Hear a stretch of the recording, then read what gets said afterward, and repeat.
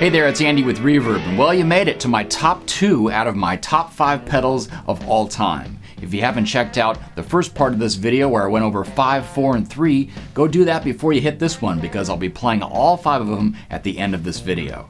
Alright, well it's time for number 2, and it's going to be one that's going to surprise you because I've never mentioned it before. It's an old Morley Pro Flanger pedal from the late 70s. These rare pedals made in California in the mid to late 70s used an early Bucket Brigade chip by Redicon, the same ones loaded in any time-based effect from MXR, Ross, Electro-Harmonix, and DoD. Just these chips alone can fetch a lot of money on the used market, since they're very scarce and sadly long out of production. So you're probably asking why this flanger over the others? Well, I've seen a lot of flangers come and go, and this one still has a unique feature set that really isn't matched by a lot of modern pedals. For instance, you have that speed control at your feet so you can get some really convincing Leslie sounds. It also has a really wide sweep, and that's in both the delay time and the feedback, so you could get some self-oscillation, so be careful with your ears. A great alternative to these Pro flangers is the old ADA flanger, and they've come out with a reissue that is very close, especially with their wide range of controls and a unique 2-position color switch. The labels on here are pretty wacky, but the controls are pretty much the same as any other flanger like an MXR.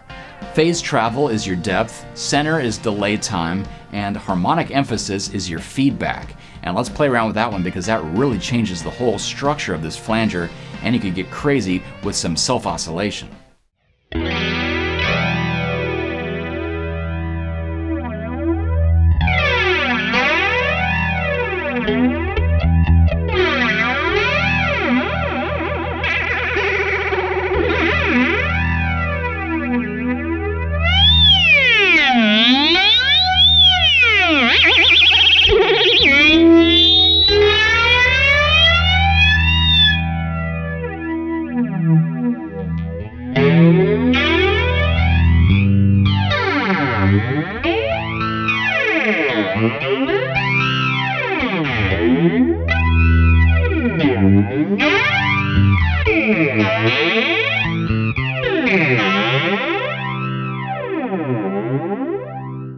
Now let's change the harmonic coloration.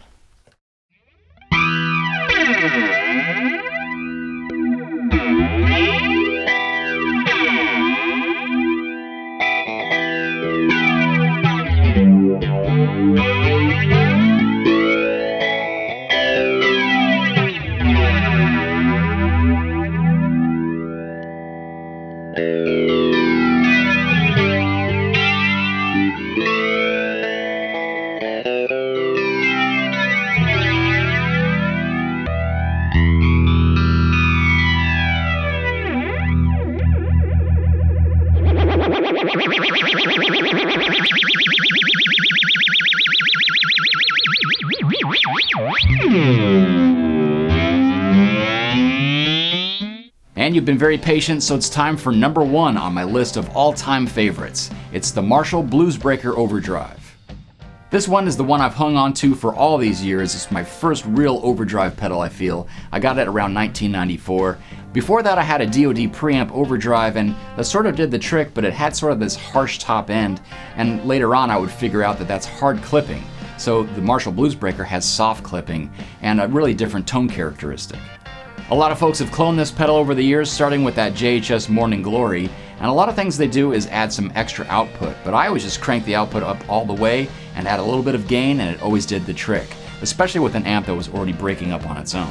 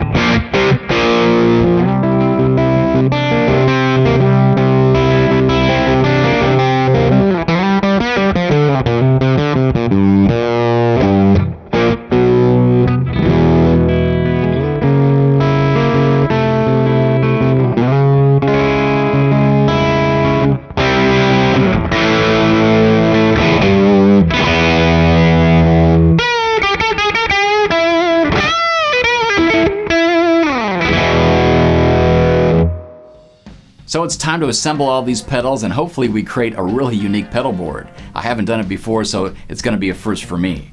I've got some modulation courtesy of the Pro Flanger from Morley. There's some delay at the end with the Catalinbread Belle Epoch Deluxe.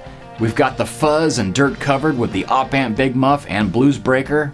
And I mentioned that I like vintage Vox wahs. Well, this time I'm going to try the Wilson Gray Vox clone, which is a stellar recreation of the earliest Vox with a really unique and trebly sweep. Plus it has a buffer built in and it really agrees with other pedals stacked before and after it.